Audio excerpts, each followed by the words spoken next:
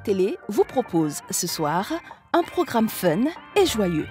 Au sommaire, un condensé de l'actualité internationale avec notre journal des JT, un zapping des émissions à ne pas manquer et notre radar du web pour être incollable sur les tendances des réseaux sociaux en Côte d'Ivoire. Nous aurons également le plaisir d'accueillir Joël Nianzou pour échanger sur l'actualité du secteur numérique ivoirien, suivi de notre chroniqueuse du jour, Bintou Karamoko, qui fera un point sur vos avis concernant les boissons alcoolisées et énergisantes. Pour finir en beauté, Maïmouna Koulibaly partagera avec nous sa passion du tourisme. Tout cela présenté avec le sourire de Jean-Michel Aunin. Allume la télé, c'est maintenant. C'est bien ça, avec le sourire. Merci beaucoup, ma très chère. Et bonsoir à vous, mesdames et messieurs. Merci de nous avoir rejoints et surtout d'avoir allumé la télé sur RTI 1 ce soir. Un grand plaisir de devoir encore une fois vous servir. Vous le savez toujours, évasion numérique et actu seront le triptyque, particulièrement ce soir de ce numéro, qui se veut encore plus fun et plus enrichissant. Allez, sans tarder, nous allons tout de suite vous livrer l'actu tel que vécu, vu, partagé, senti par des rédactions d'ailleurs.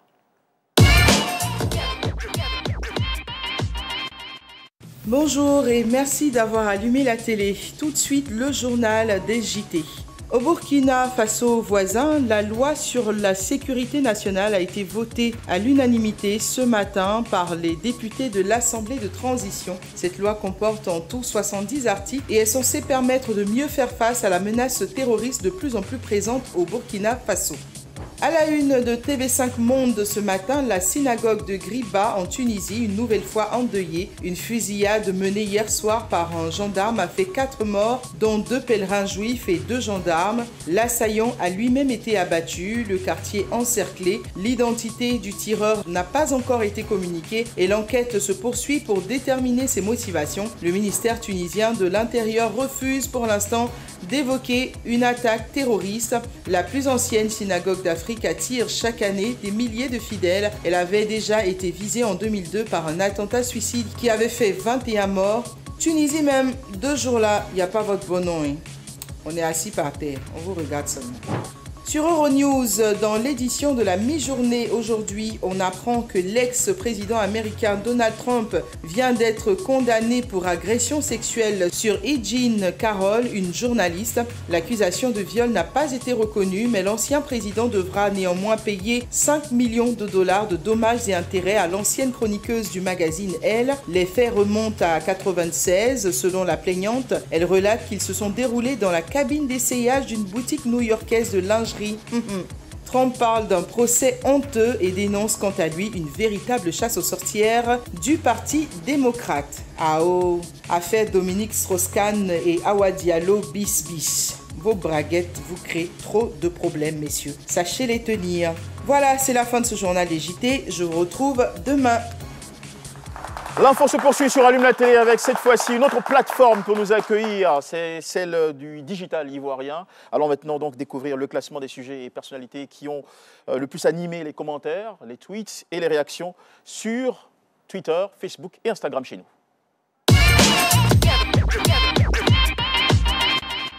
Le radar du web va tout de suite s'ouvrir sur Facebook avec en numéro 5 des images d'Emmanuel Keïta sans make-up, donc sans artifice, dans une boîte de nuit, images qui ont enflammé la toile. Si certains internautes trouvent qu'elle gagnerait à s'afficher de plus en plus de manière sobre, d'autres se disent choqués du vrai visage de la jeune dame. 298 000 interactions comptabilisées ces dernières heures à ce sujet. Numéro 4, fait divers à Cocody. Un crocodile a été percuté par un chauffeur de taxi à la Riviera Golf pendant que le reptile traversait la route. Alors que certains s'inquiètent pour la sécurité des uns et des autres, plusieurs internautes se sont imaginés des sauces délicieuses contenant, tenez-vous bien, des morceaux de la victime. 421 113 interactions ont été produites par ce sujet en 4 heures de temps seulement. On regarde un extrait. Voiture à garer. Mets ta voiture dans ta voiture. Il traversait. Il y a un mort à coin. Et voilà, 3e dans les tendances, une femme répondant au nom de Nancy Payne a affirmé sur des antennes de OK FM, une radio libérienne, être la mère biologique de l'international ivoirien Franck Kessié. Accompagné de 2 autres fils, la libérienne a déclaré que le milieu catalan est né d'un père ivoirien qu'il avait ramené en Côte d'Ivoire alors qu'il n'était encore qu'un garçonnet. 502 056 interactions ces dernières heures ont été constatées. L'ouverture du score par le Real de Madrid, la polémique autour de l'égalisation du City et la triste nouvelle selon laquelle un jeune serait décédé à Conakry suite au but de Vinicius font ce sujet le deuxième plus populaire avec 602 056 interactions ces 14 dernières heures. Et puis le hot topic du méta aujourd'hui, c'est bien Suspect 95, le rappeur engrange des records, top tendance sur plusieurs sites et applications de streaming, et ce, dans de nombreux pays africains. La comparaison entre Didi B et lui ne s'arrête plus, et pourtant Didi B fait partie des personnages publics qui n'ont pas hésité à féliciter Suspect dès la sortie de son tout nouvel album, 835 398 interactions notées ces 12 dernières heures. Sur Instagram, à présent, toujours dans le radar du web, le numéro 3 dans les tendances est Stromae. L'artiste a annoncé l'arrêt total de sa tournée pour cause de santé, de quoi inquiéter sa fanbase, puisque la Multitude Tour avait déjà été partiellement mise en arrêt avec l'annulation d'une quinzaine de dates. Secondo, Kais Bloom et Axel Merrill, le rappeur gospeler. Kais Bloom serait-il jaloux des records de vues d'Axel Merrill? C'est en tout cas ce que pensent plusieurs internautes après des propos qu'aurait tenus Kais Bloom faisant allusion à un certain record de vues en une journée. Insolite à Cocody, c'est le fait qui a bien sûr battu tous les records sur Instagram aujourd'hui. Donc le crocodile, victime de l'accident à la Riviera Golf, qui se retrouve au cœur des intérêts, au centre des intérêts de cette journée. Du côté de Twitter, le radar affiche la Russie au 3e plan. Pour information, la Russie a fait sa démonstration militaire annuelle ce 9 mai et le président russe Vladimir Poutine a estimé que le monde était à un tournant tout en accusant à nouveau les pays occidentaux d'orchestrer une guerre contre son pays. Au second, la confrontation Real City, qui a suscité, tout comme sur Facebook, énormément de tweets. Et puis le record de la journée a été battu sur Twitter par la nomination de Chantal Nanaba Camara au poste de président du Conseil constitutionnel. L'info a fait un tabac sur le réseau, remplaçant ainsi M. Kone Mamadou, Chantal Nana Bar Camara, magistrat hors hiérarchie, groupe A, échelon unique, est à ce jour la première femme à diriger cette instance. L'annonce de sa nomination a été applaudie par plusieurs femmes sur la toile. En image, un court extrait de cette nomination historique. De la présidence de la République. Le président de la République, son Excellence M. Alassane Ouattara, a signé ce mardi 9 mai 2023 un décret de nomination au Conseil constitutionnel. Ainsi, Madame Chantal Nanaba Camara, magistrat hors hiérarchie, grade A, échelon unique, est nommée présidente du Conseil constitutionnel pour une durée de 6 ans. Et voilà. Elle est donc entrée définitivement dans l'histoire. On met des j'aime, voilà, comme ça, des pouces levés. À quoi? À cette vidéo d'un apprentissage pas très évident. Wow!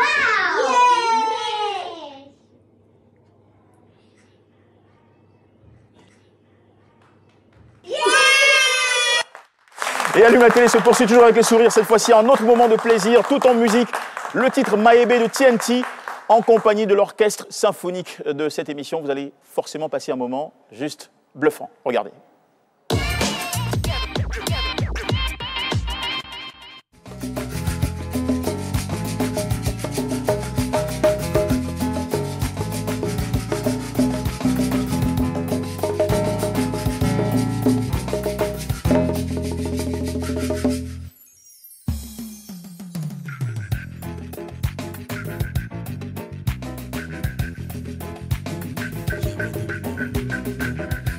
TNT Family, Shelby Production, Mehdi et Joe, Maébé, 12 raisons. Maébé, oh Maébé, oh Maébé, oh Maébé, Maébé, oh Maébé, oh Maébé, oh Maébé, Maébé, oh Maébé.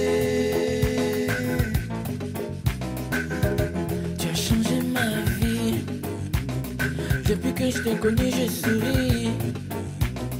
Nous voilà devant le ma chérie. Dis-moi oui. Dis-moi oui. Dis-moi oui. Allons danser, c'est la fête du village. Tu es très belle, ma chérie, tu es très belle. Allons danser, c'est la fête du village. Tu es très belle, chérie, faut pas, tu vas changer. Y'a pas de comme toi, oh. Moi je vais te marier. Y'a pas de comme toi, oh. Moi je vais te marier. Dis-moi tout ce que tu veux, moi je vais te donner. Dis-moi tout ce que tu veux, moi je vais te donner.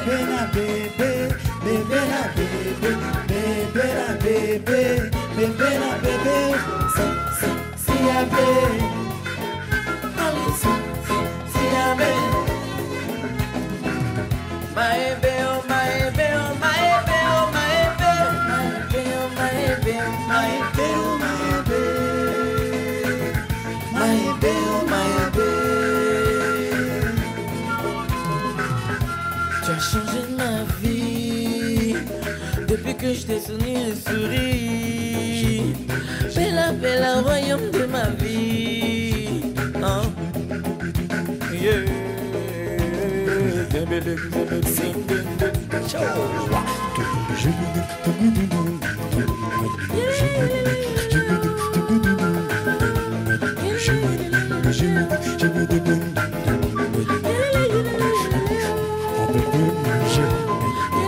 Ils ont tout augmenté, un peu plus sorti.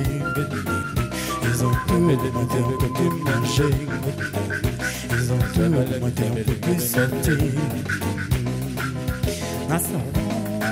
12 raisons. Nasa won kwa la na won epea nasa won kwa la na won epea na be e bieba e nenege ye lo bébé ye lo Kebo yedi Patike klemisu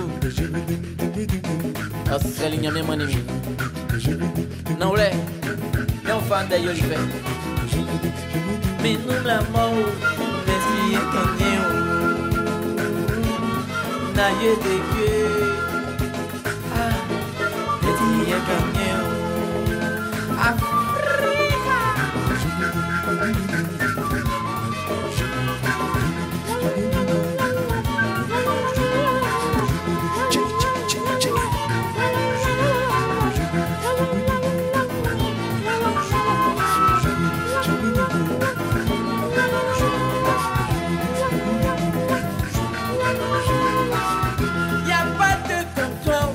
je vais te marier.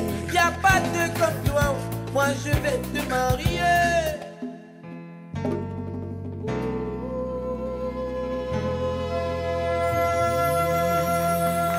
Et un grand bravo à Mehdi et Jojo qui ont allumé le studio live d'Allume la télé ou d'ALT. Un grand plaisir de les avoir reçus dans cette belle ambiance qui a été emmenée par notre brillant chef d'orchestre philharmonique.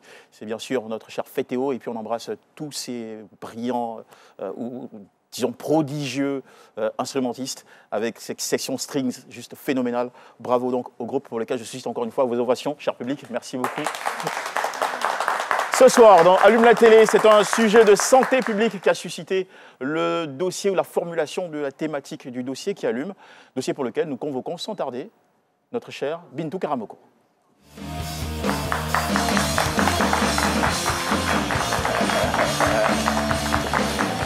Bonsoir Bintou. Bonsoir. C'est magnifique ta tenue. Merci, c'est gentil. Super. Comment ça va en ce moment? Ça va super bien. En général, les pagnes, chez vous, les femmes, les pagnes ont toujours des petits noms. Bizarrement, bizarrement, je ne connais pas le nom de ce pagne-là.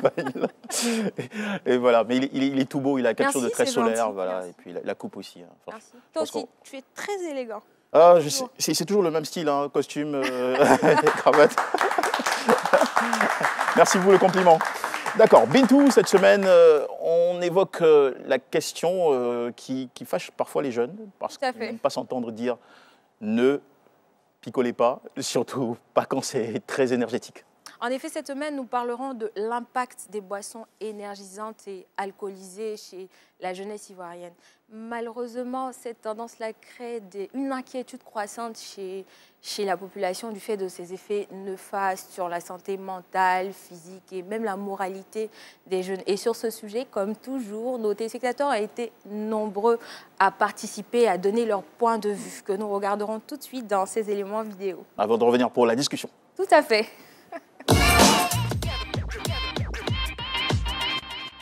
Je suis Mohamed Silla, étudiant en master droit des collectivités territoriales. Pour ma part, la consommation de boissons énergisantes et alcoolisées peut être préjudiciable aux jeunes, tant au niveau de la santé qu'au niveau des finances. Pour ce qui est de la santé, les conséquences sont innombrables. Il y a le trouble, il y a le manque de sommeil, il y a des retards. Et du coup, en consommer excessivement pourrait créer de véritables dommages au niveau de notre corps, au niveau de notre santé. Il faut savoir que les boissons énergisantes contiennent un très fort taux de caféine et d'autres stimulants, ce qui peut entraîner une dépendance. Pour les boissons alcoolisées, leur consommation excessive peut entraîner des maladies telles que la cirrhose de foie et même aller à troubler le comportement de l'individu. Cela va augmenter l'agressivité et la violence. Pour ce qui est des finances, un individu qui est, je dirais, dépendant, qui est accro à une substance, dès qu'il gagne de l'argent, son premier réflexe serait d'aller acheter cette substance-là. Alors, il ne pourra pas épargner ou économiser considérablement pour pouvoir réaliser d'autres projets.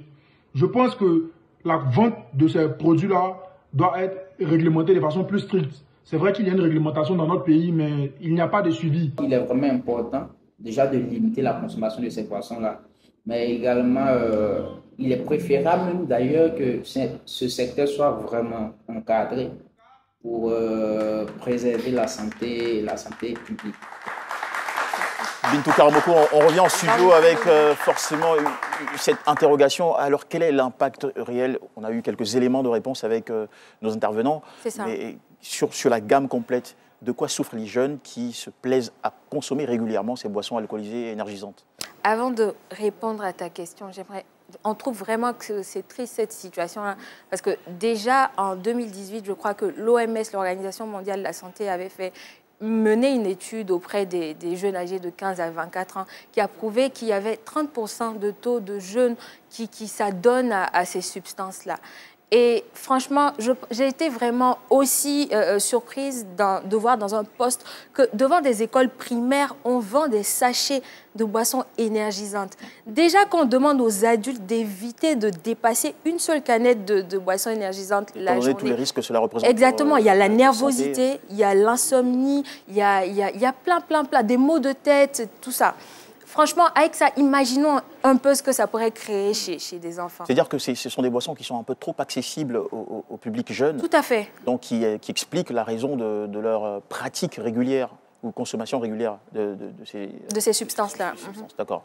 Et pourtant, plusieurs jeunes sont bien conscients que ça représente un danger, mais continuent de pratiquer. Oui, et j'ai comme l'impression qu'ils se disent que sans ça, ils ne peuvent pas se concentrer, ils ne peuvent pas apprendre, ils ne peuvent pas travailler. Parce qu'avec ça, ils pensent qu'ils ont une dose d'énergie inhabituelle. Inhabituelle, c'est ça. Une sorte de stimulant qui pourtant est destructif. Tout à fait. D'accord. Vous avez un mot à partager avec eux en tant que jeunes qui ne consomment pas ces substances? Tout à fait. Je n'ai pas un mot de fin, mais je dirais que j'ai des phrases de fin. Je demande à ces jeunes-là qui me regardent présentement, franchement, évitez d'abuser de ces substances-là parce que ça pourrait vous créer de graves problèmes de santé tels que des troubles digestifs, des cancers, des maladies cardiovasculaires. Parce que sans ça, là, vous pouvez vous concentrer, vous pouvez travailler, vous pouvez barrer comme vous voulez. Et dans ce même contexte-là, j'aimerais demander aux autorités compétentes qui nous regardent présentement d'élaborer plus de politiques qui visent à réduire la distribution et la production de ces substances à la population jeune et trouver plus d'alternatives saines. Parce que je pense qu'avec la population, quand je dis avec la population, je parle aussi avec les autorités, je pense qu'on pourrait vraiment endiguer ce fléau-là. D'accord. Vous demandez donc des prises de mesures assez fermes. Tout à fait. En ce sens, dans le sens de l'intérêt public ou de la santé publique des plus jeunes. Parce que c'est possible. Est-ce que vous avez des personnes autour de vous qui souffrent des conséquences de cette consommation régulière des boissons énergisantes? Moi, j'avais une amie qui était très accro à ce type de boisson et qui me disait un jour qu'elle a dû stopper parce qu'elle a remarqué qu'elle était allée une fois à l'hôpital et se plaindre de palpitations cardiaques.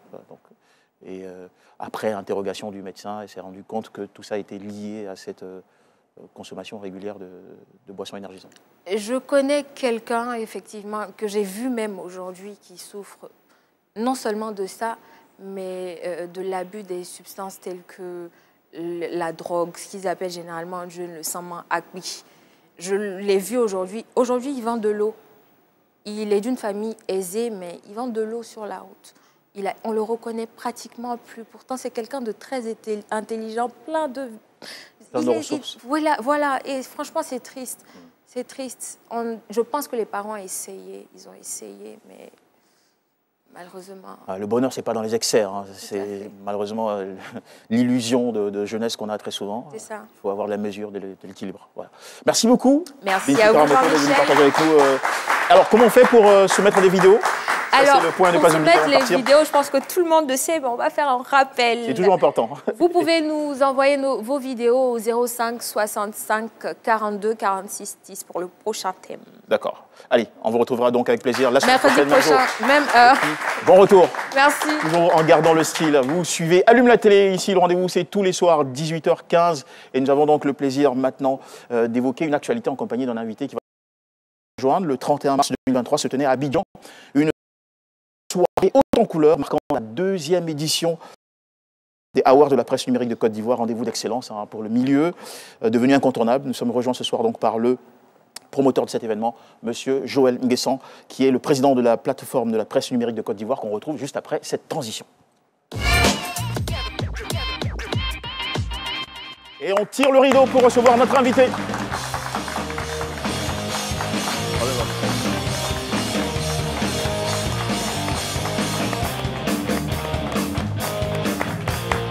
Bonsoir, ouais. Ça a l'air super bien. Bienvenue. Joël Nianzou, c'est un nom qui est bien connu dans le milieu. Merci. Bonsoir et merci pour la générosité de votre temps, très cher. C'est moi qui vous remercie pour la lucane offerte à la plateforme de la presse numérique Côte d'Ivoire. Je vous en prie, elle est toute méritée. Alors, la plateforme de la presse numérique de Côte d'Ivoire, PNCI pour l'abréviation, avant d'évoquer cet univers, qui est assez large, on témoignait le nombre de lauréats qu'on a pu voir lors de cette 2e édition des Awards. Il est important de préciser que vous êtes journaliste, consultant et expert en médias et communication. Ça fait 17 ans que vous roulez votre expérience dans ce métier. Et vous avez été lauréat du 3e prix d'excellence de Côte d'Ivoire en 2019 dans la catégorie meilleure entreprise de développement des médias avec votre structure, bien sûr. Félicitations déjà pour ce beau parcours. Voilà. Et merci pour ce partage qu'on va avoir donc. Alors, la presse numérique de Côte d'Ivoire aujourd'hui, qui s'y retrouve? Comment s'exprime-t-elle? Quelles sont ses différentes formes?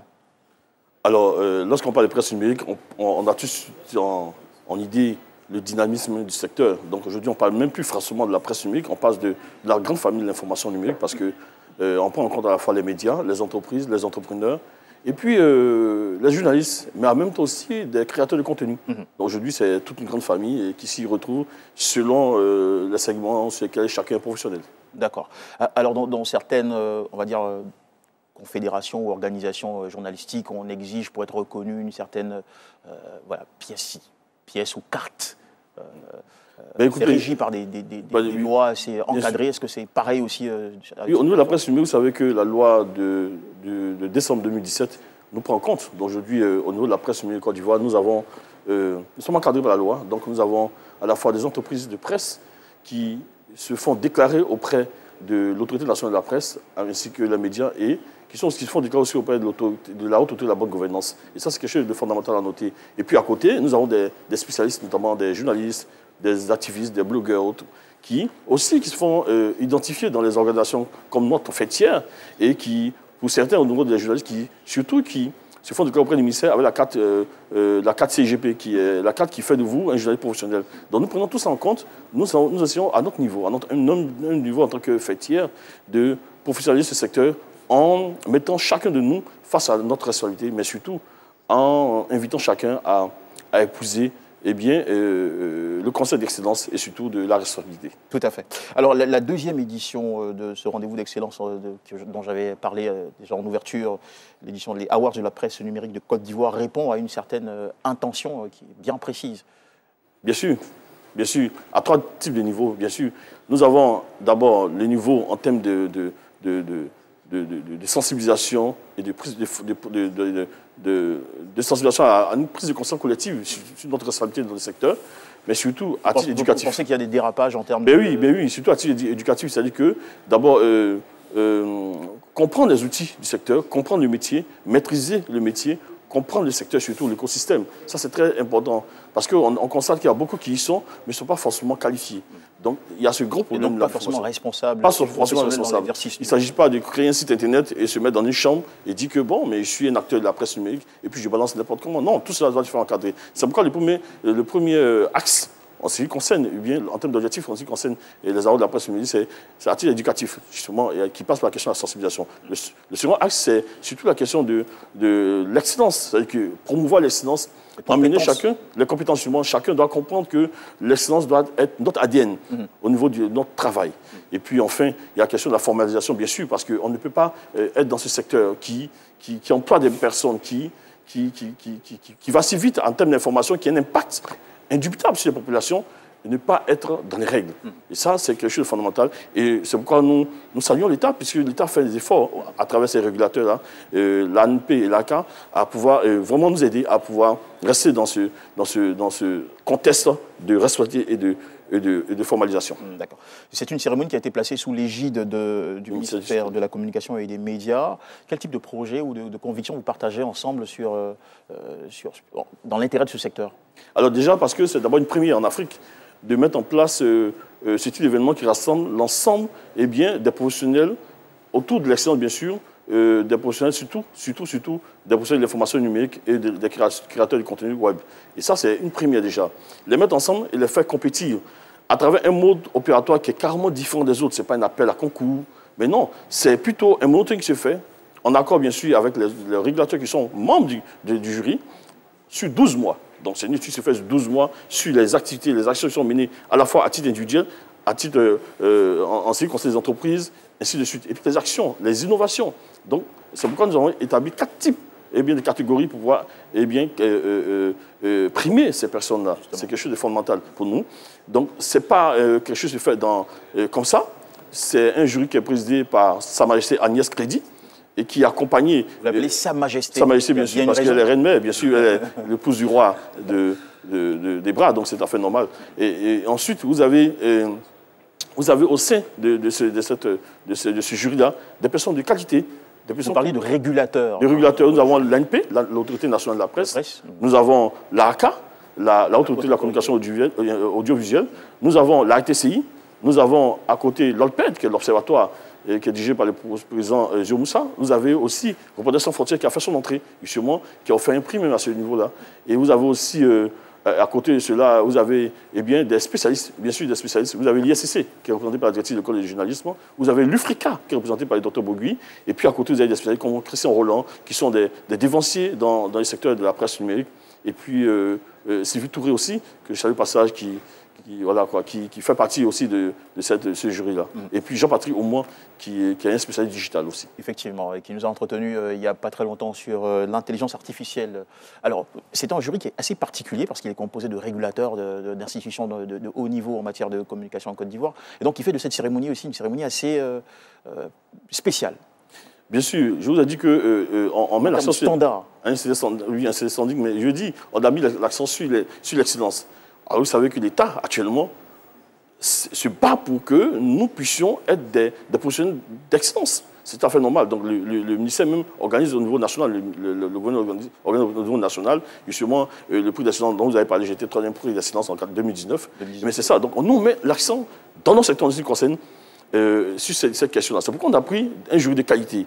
Et je vous assure, 12 mois de travaux sur les activités qui sont faites, par les productions qui sont faites par des journalistes, des productions sont faites par des activistes sur des thématiques, parce qu'il faut noter la différence chez nous ici, lorsqu'on parle d'activistes, d'influenceurs, de blogueurs, et bien, ce sont des personnes qui travaillent essentiellement sur des thématiques et qui ont un impact véritablement dans leurs analyses, dans leurs choix, dans tout ce qu'ils donnent comme avis. Et c'est quelque chose de fondamental. Alors pour ce jury particulier, quels ont été les filtres d'assessment ou les filtres d'évaluation de la sphère numérique? Alors, c'est tellement simple.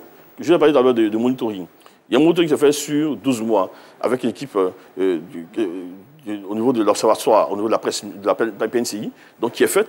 Et ce monitoring-là est présenté auprès du jury en plus. Donc, à côté, nous avons les régulateurs aussi qui ont leur façon de travailler. Ils ont leur monitoring, ils ont leurs observations. Donc, c'est tout ça, on met ensemble. Et lorsque le jury finalise, lorsqu'on tombe d'accord sur le contenu, donc il faut vérifier que, par exemple, le journaliste qui a été nominé à travers son média qui a été nominé, est-ce qu'il respecte les conditions? Parce qu'il y a des conditions, bien sûr. Est-ce que, par exemple, il a la KCGP, c'est une des premières conditions? C'est une condition éliminatoire. Donc, et quand ils finissent tout ce travail-là, et après, ils nous fournissent bien leurs travaux. Donc, à travers les travaux, maintenant, le verdict, le verdict prend en compte maintenant les nominés. Donc, il y a une précision qui est faite, les nominés. À travers les nominés, maintenant, on travaille essentiellement maintenant sur les actions, sur 12 mois de chacun. Et je vous assure que c'est fastidieux, mais ça prend le temps qu'il faut. Mais c'est l'innovation d'ailleurs, parce que la première année, ce n'était pas le cas. La première édition, cette édition, ça a été institué. Et c'est important parce que ça permet aux différents lauréats de savoir que, ouais, ils ont travaillé, bien sûr, on les a évalués sur 12 mois. Et c'est fondamental. Tout à fait. Il y avait 22 lauréats au cours de l'édition 2022. Donc, c'est-à-dire que l'édition 2023 n'est pas loin. Alors, 22 lauréats, ça fait tout un chiffre. Hein. Ouais, effectivement, il y a 4 catégories. Il y a la catégorie des prix individuels qui prend en compte, je cite, le journaliste web, meilleur journaliste web de l'année, meilleur influenceur web de l'année, meilleur activiste web de l'année, meilleur blogueur de l'année, meilleure initiative féminine, meilleur entrepreneur web de l'année. Ensuite, il y a le prix entreprise, donc la meilleure entreprise du secteur. Du secteur numérique. Et puis, il y avait le prix innovation, qui est une nouvelle catégorie qu'on a ajoutée, la meilleure innovation, donc qui juge sur l'apport, la valeur ajoutée de chaque média ou bien de chaque entité en termes d'impact sur la communauté. Donc, nous, on est très friands d'innovation aussi dans cette émission. Alors, qui a donc été le lauréat de ce prix et pourquoi? Vous voulez que je fasse la publicité? Allons-y. Allons-y. Mais c'est Trace à travers Trace Academy, qui est une application et qui permet tout le monde de pouvoir s'inscrire et sur des formations et voilà quoi. Et puis ensuite il y a le coaching individuel et ainsi de suite. Mais n'oubliez pas que RTI aussi était sur la liste, était nominé avec son concept de vérificateur. Donc voilà. Et voilà, ok. Bah, c'est-à-dire qu'on fait partie des méritants aussi. Des méritants, voilà. L'année dernière, il a fait la première édition de lauréat. Et n'oubliez pas que les autres catégories, il y a la plus grosse catégorie, c'est la catégorie des médias, des prix médias. Parce que là-bas, il y a 3 sous-sections. Donc il y a les prix thématiques, donc enfin les typologies, parce qu'on a des typologies de médias qui existent. Et puis les prix thématiques, ensuite le prix de digitalisation. Donc la meilleure réussite en termes de digitalisation est primée. Voilà. D'accord. Et cette année, vous avez placé, on va dire, le prix spécial du jury a été attribué à Dr Aminata pour son activisme dans le domaine de l'éducation avec les librairies Kena. Vous pouvez nous pousser un petit mot sur ce profil? Alors, la particularité de cette dame, c'est qu'elle est influenceuse des influenceuses. Elle a impacté certaines personnes qui sont influenceurs aussi, qui sont des blogueurs aussi. Et parce qu'elle amène justement à un amour à la lecture. Elle essaie de nous faire comprendre, prendre conscience sur l'intérêt d'une lecture, de la lecture, qui nous permet de pouvoir être, d'être instruits, certes, mais de pouvoir comprendre le monde, l'environnement du monde. Et c'est là, encourager ce type d'activité qui emmène les jeunes filles, les enfants, à pouvoir écrire, à pouvoir lire plutôt, à pouvoir s'approprier des ouvrages littéraires et ainsi de suite. C'est quelque chose de formidable. D'ailleurs, ce n'est pas nous qui reconnaissons seulement son travail. Son travail est reconnu au niveau international. Et cet impact-là, nous avons voulu marquer une touche particulière. En tout cas, le jury a été fasciné par ces façons de pouvoir travailler et puis informer à travers les réseaux sociaux comment elle réussit à embobiner à prendre tout le monde, à sensibiliser à travers les réseaux sociaux, faire comprendre l'intérêt de la lecture. Et ça, c'est quelque chose de fondamental. C'est une femme.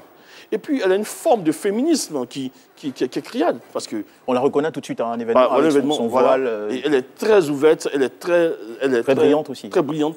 À 3 doctorats, il paraît. En tout cas, nous, c'est quelque chose de fondamental pour nous. Et voilà, ce sont des modèles. En fait, derrière, le prix spécial, c'est aussi dit que c'est un modèle. En ce moment-là, voilà, on peut l'apercevoir. Voilà, donc c'est ça. La tenue verte. La tenue verte, c'est un modèle. C'est ça. C'est ça. Et je demande à tout le monde, c'est ce qu'on appelle être influenceur. C'est ce type de modèle qu'il faut suivre.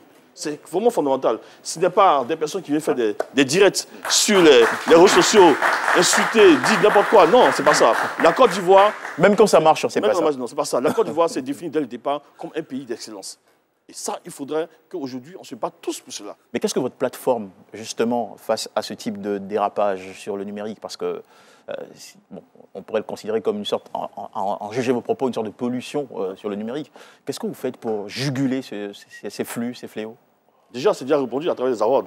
On permet aux gens, à chacun, de comprendre ce qu'on appelle... Les concernés ne se sentent pas forcément directement touchés. Parce que derrière, il y a... Parce qu'ils font du chiffre aussi avec leur page et ils font des chiffres. Vues. On en vient, parce que d'ailleurs, la première édition, on avait couplé un salon avec des thématiques, justement, pour pouvoir mieux faire comprendre. Mais nous aurons le salon bientôt aussi, hein, vers la fin de l'année, nous aurons le salon international du numérique, de l'information des médias, justement pour encore parler de cela et pouvoir sensibiliser et pouvoir former. Alors, derrière nous, ce qu'on fait au niveau de la plateforme de la presse numérique, c'est que nous mettons un accent fondamental sur la formation.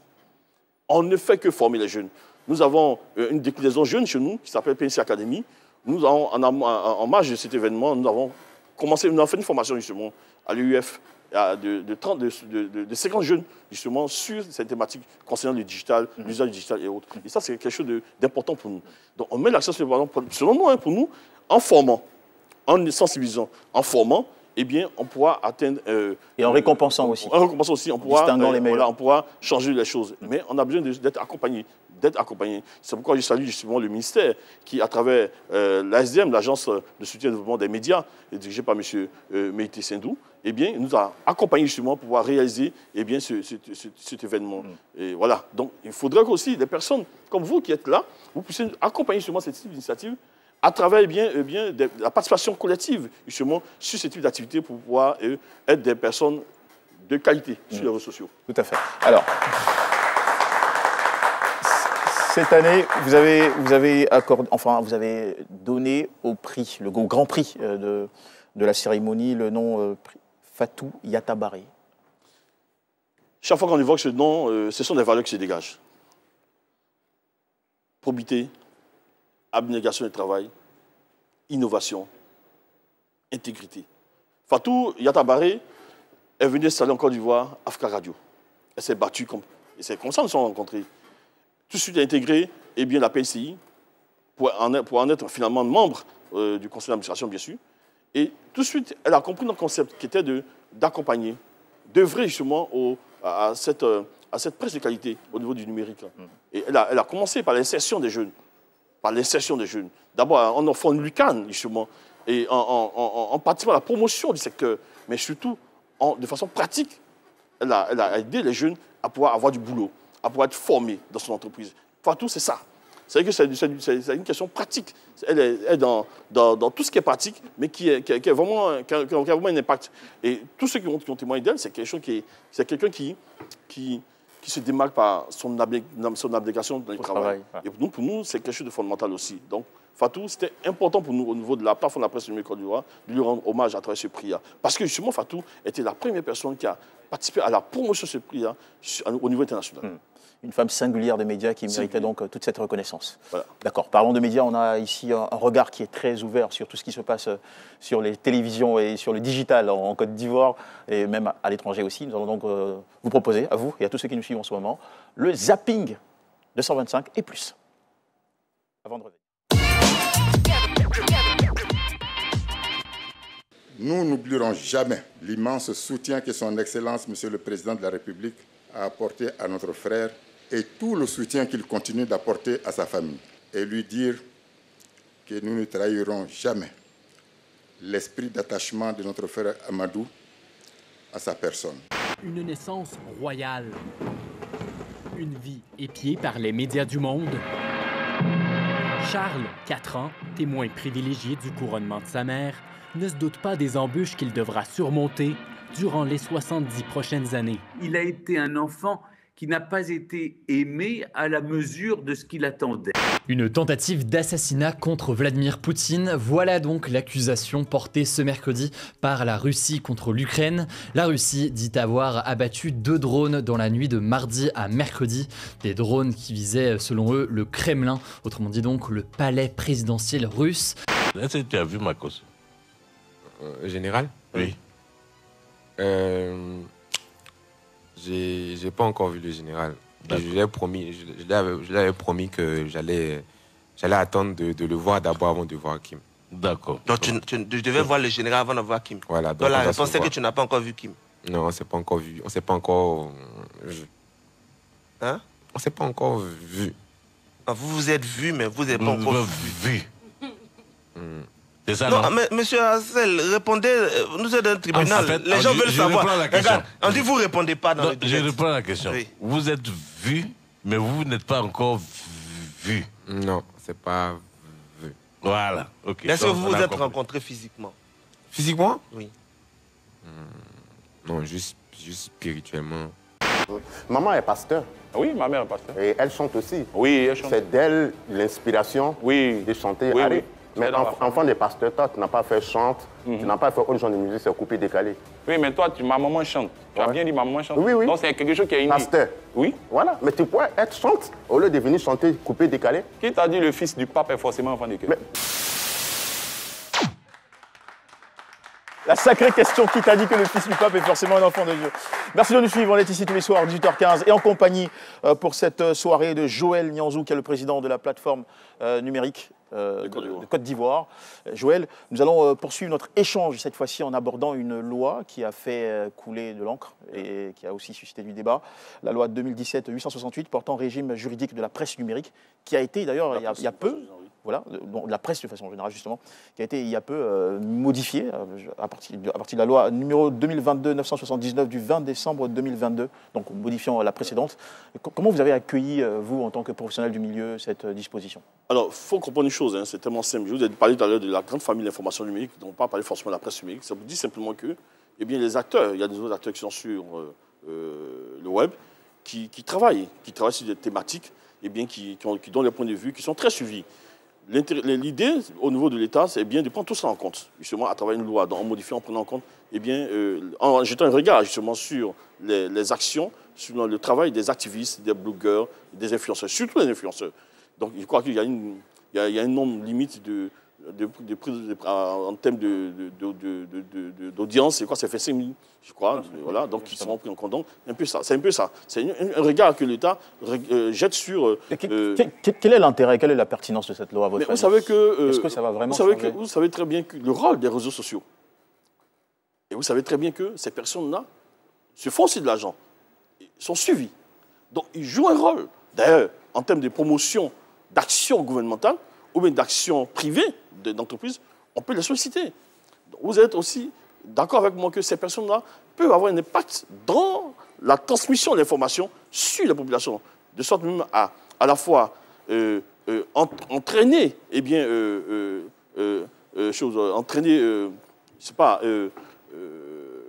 des actions qui pourraient pousser, enfin, entraîner des personnes à pouvoir poser des actions irréparable. Ils ont une influence, voilà, donc il faut réaliser tout ça. Donc, toutes ces personnes négativement les mœurs. Donc, toutes ces personnes-là qui écrivent, qui s'expriment à travers l'audio et le visuel, et bien aujourd'hui, l'État a décidé de prendre en compte justement. Donc, vous accueillez très bien cette nouvelle... Ben oui, parce qu'aujourd'hui, dans notre secteur, vous savez, il y a des journalistes, blogueurs, il y a des... En fait, toutes ces personnes-là travaillent comme telles, en termes d'information, et il faut mettre des enquêtes. Et ça, c'est important. Super. Il faut noter ça. Alors, quel va être le prochain challenge pour votre plateforme, la plateforme numérique de Côte d'Ivoire? Alors, la plateforme numérique actuellement en train de travailler déjà pour l'édition 2023. Et ça, c'est quelque chose de fondamental. Ensuite, nous préparons le salon qui va nous permettre de pouvoir comprendre le mécanisme du GAFA et puis nous permettre aussi de pouvoir mettre en place un champ lexical justement du secteur. C'est très important. Et puis, à côté, nous avons d'autres activités annexes. Beaucoup d'activités annexes, notamment concernant les jeunes. Comme je l'ai dit, nous avons 3 incubateurs au niveau de la PNC. Et d'ailleurs, c'est la première fêtière incubatrice en Afrique subsaharienne. Nous avons 3 incubateurs qui touchent à la fois les femmes, à travers les réseaux des femmes, et ensuite à travers les jeunes, à travers PNC Academy, qui compte plus de 70 jeunes, et à travers les entreprises de presse. Nous avons environ 80 patrons de presse qui seront incubés et bientôt. Nous allons travailler sur cette question-là. Et puis, à côté, nous avons 2 organes techniques. Un organe en termes de l'OVRED, qui est un organe qui travaille sur la question de l'autorégulation, et puis surtout la question un peu le véhicateur sur les petits gendarmes du secteur. En tout cas, nous y travaillons.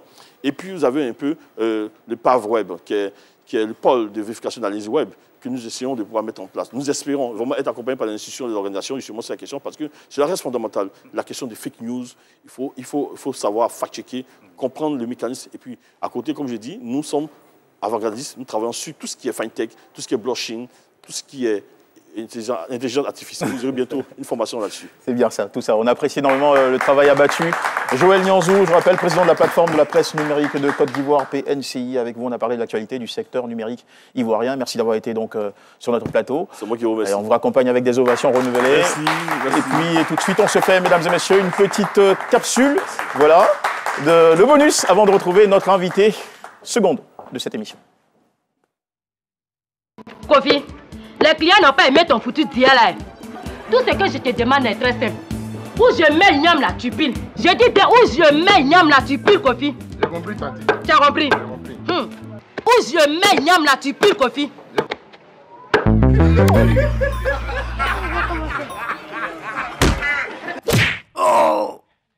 Nous sommes de retour en plateau, mesdames et messieurs, merci de nous suivre.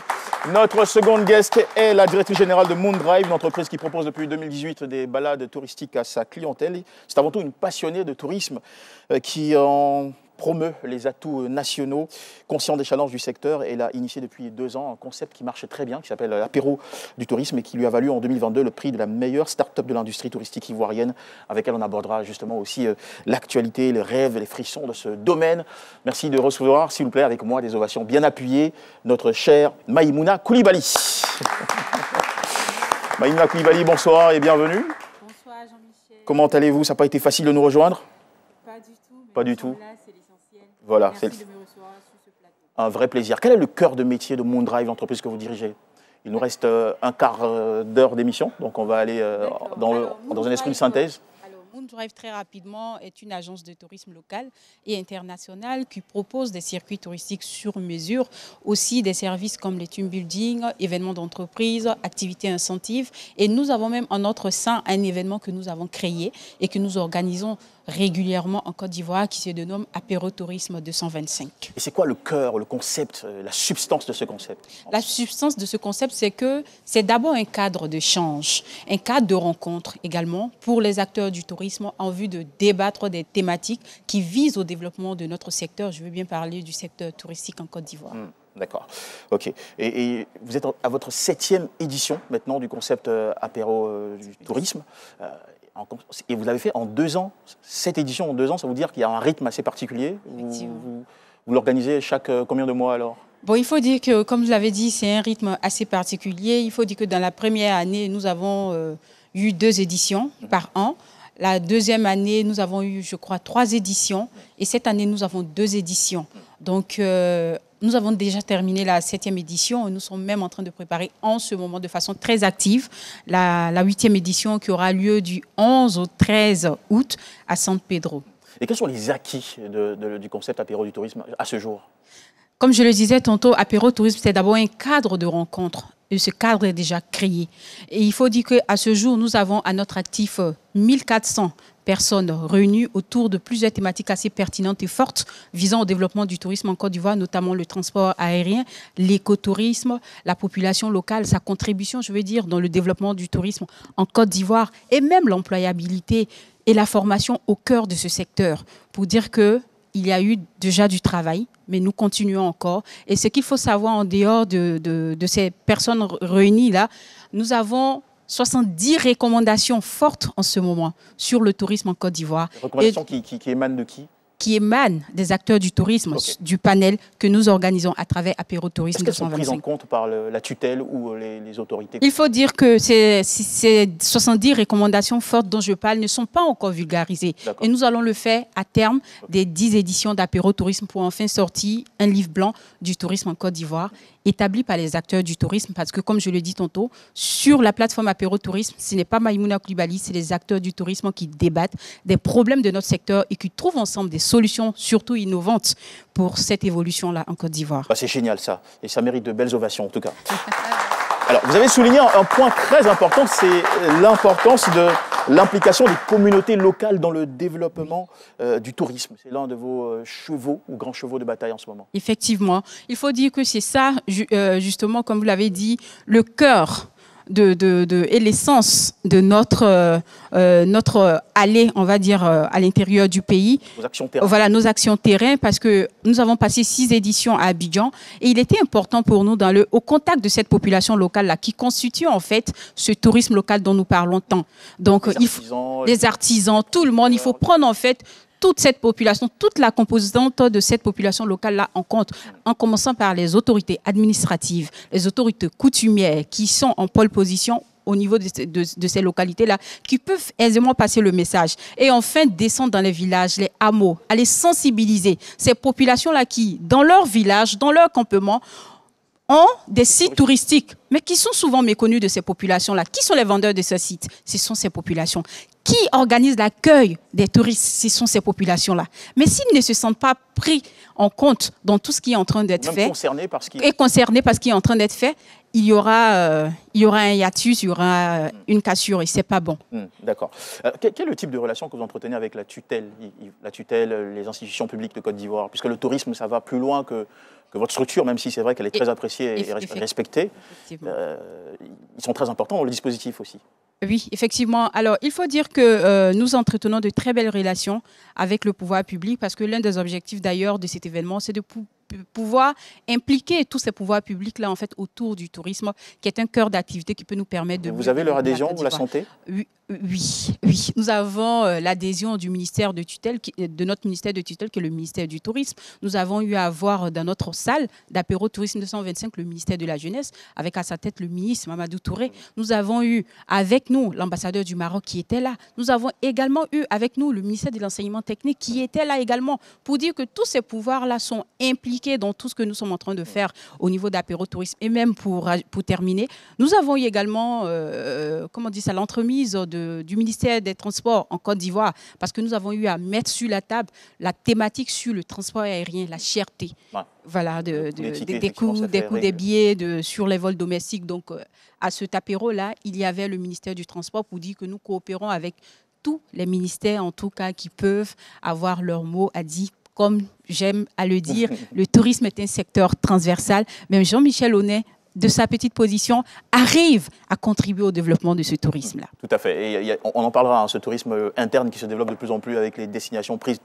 tous les week-ends par les Ivoiriens. Mais avant, je voudrais vous proposer de commenter quelques petites photos que nous avons, des photos de votre album. Voilà, on est allé chercher sur vos différentes pages et regardez. La première photo qu'on va nous envoyer, c'est donc celle-ci.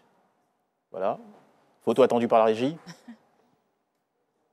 D'accord, en attendant qu'on ait tout ça. Alors, Maïmouna Koulibaly, quel est votre top 5 des plus beaux sites touristiques de Côte d'Ivoire, à votre avis? Alors, il faut dire que cette question a toujours été difficile pour moi quand je dois y répondre, parce que la Côte d'Ivoire est belle dans son entièreté. Elle est magnifique, elle est majestueuse. Mais en fait, comme dans chaque pays, il y a des intemporels. Il y a des sites, quand tu arrives en Côte d'Ivoire, il faut forcément les voir. Alors, pour parler de l'écotourisme, je vais commencer par ça, c'est le domaine Bini. Parce que le domaine Bini nous permet de visiter, en fait, le patrimoine, on va dire, écotouristique de la Côte d'Ivoire, c'est-à-dire des balades en pleine nature. Après, vous avez le tourisme selon les us et coutumes qui sont intégrés dans cet écotourisme-là, qui est de manger avec les 10 doigts qu'on appelle le festin des 10 doigts. J'adore l'expression, le festin des 10 doigts. Oui, le festin des 10 doigts. C'est une véritable balade touristique que le domaine Bini offre. Il y a le bain d'argile aussi. Oui, il y a le bain d'argile. C'est l'un des incontournables de la vie. vie. Surtout aussi, on a des balades en pirogue quand vous retrouvez au domaine Bini Lagune, qui fait la fierté aujourd'hui de la Côte d'Ivoire. Donc, c'est un incontournable en Côte d'Ivoire. Alors, quand vous arrivez, vous pouvez faire un city tour à Abidjan. Là, je ne vais pas parler des sites touristiques spécifiquement, mais je vais parler d'un city tour qui est un circuit touristique. Quand vous voulez partir à l'intérieur du pays, dans le pays profond, vous avez la case des Nyonfoin que vous pouvez voir. Ah oui, c'est quelque part dans la périphérie de Korogo. Effectivement. Et après cela, vous avez du côté de numéro 2 C'est mon numéro 2. Du côté de Mans. Oh là là, Mans, quand je parle de Mans, je suis émue parce que c'est une très belle région. Vous savez que c'est là-bas que nous avons la dent de Mans, qui fait la fierté de notre pays aujourd'hui. Il y a un paysage qui est formidable. Effectivement, c'est un paysage époustouflant qui fait véritablement rêver. Donc la région de Mans fait partie, en tout cas, des villes incontournables en Côte d'Ivoire ici en matière de tourisme.